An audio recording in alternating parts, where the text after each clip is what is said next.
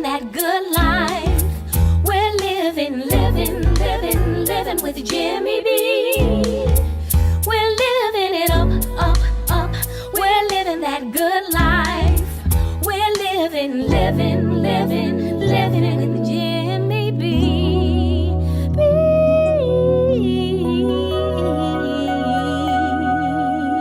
It's been about 3 weeks since I had a Sunday dinner. Hello and welcome to this episode of Living with Jimmy B. I am cooking pork fried rice. And so I'm starting with a long grain white rice, just a store-bought, no-name brand rice. Very inexpensive, economical. You can really stretch a meal with this rice, but there's a lot of prep involved. You gotta wash it about 6 times to get all that starch out and all that gook. And then you have to let it soak for about 20 minutes and then rinse it one final time.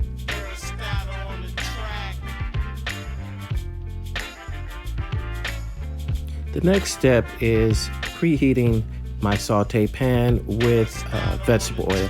I like to use vegetable oil that I had from fried chicken or, whatever I've been frying.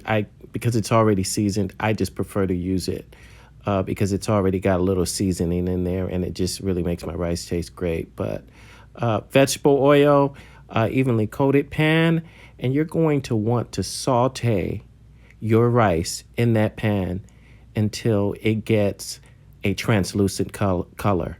That usually takes about 15 minutes, and once you do that, then you can add your water.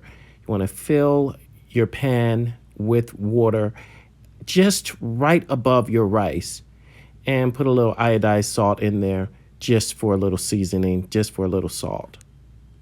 You're going to cover this and let it simmer on a medium-low for about 20 minutes.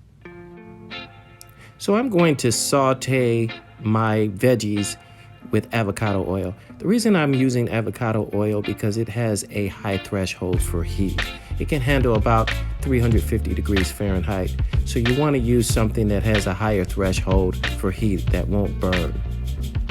It's also a healthy alternative. You pay a little bit more for it, but it's worth it. I have finely chopped onions, Vidalia onions. I like mine finely chopped. You may not like yours finely chopped. The most important thing is whatever size you like your onions, just make sure it's consistent. You want them to become a translucent color.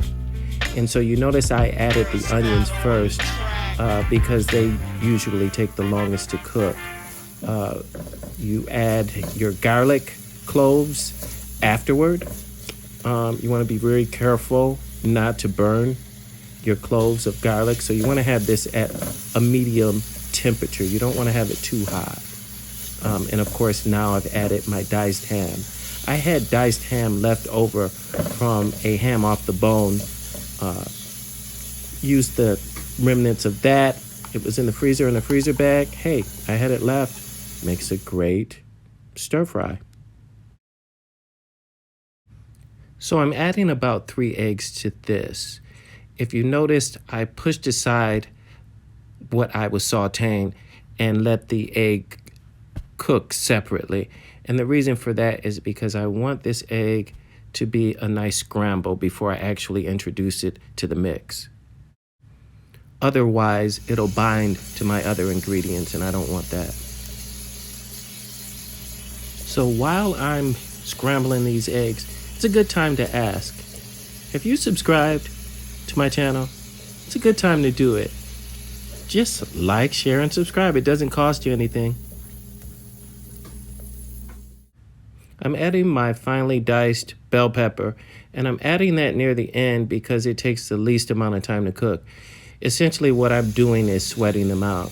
They're very high in water content, so I want to try to extract as much of the water from it so it doesn't make my stir fry soggy.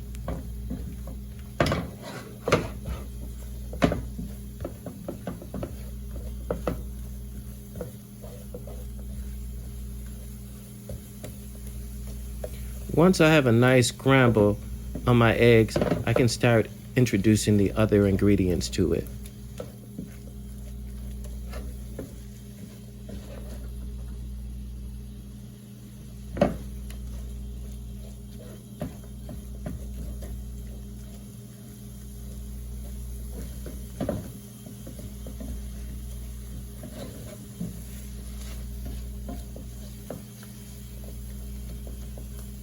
And you want to make sure each remnant of your stir fry is touching that pan so that you get an even cook on this.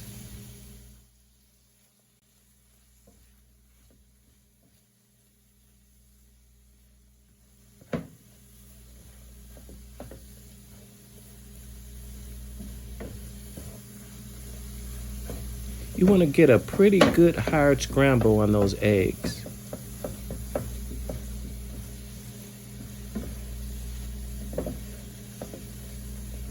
And you can see the moisture content from the ingredients gradually dissipating from the bottom of the pan. I'm adding my diced green onions, and I'm adding some of them, not all of them, because I'm going to use some of them for garnish on the top of my fried rice.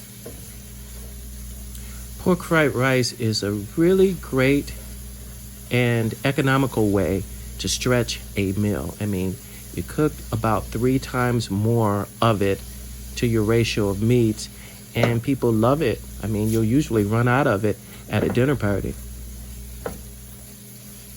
And if you have a large family, you can cook a lot of white rice in advance, maybe 3 days worth, and just pull it out and do different things with it for each day of the week. So I'm adding my fully cooked white rice. And I'll be honest with you, this rice was in the refrigerator overnight. It works best when it's rice that is left over, because it gives the carbs, it gives the starches a chance to coagulate. So it gives you a nice fluffier texture to your rice when you let it rest overnight. Sazon will give me that nice yellow color that this stir-fried rice is known for. You can use saffron, but it is much more expensive. And I like smoked paprika. That's going to give me that nice smoky flavor. And it's also going to add to the color. I'm not adding soy sauce because the Sazon has a salt content to it. About a teaspoon or a tablespoon of toasted sesame oil. Toasted sesame oil is going to give it a really nice nutty flavor to it. A little bit goes a long way, so don't go overboard with the sesame oil. And so right now I'm just mixing my ingredients, making sure that they're evenly distributed, that I have an even color on everything, and that the flavor is evenly distributed. And we're all done. And you can see how fluffy the texture is. It's just absolutely fluffy and delicious. And you can just simply add soy sauce to your dinner table for your guests in case they want to add soy sauce.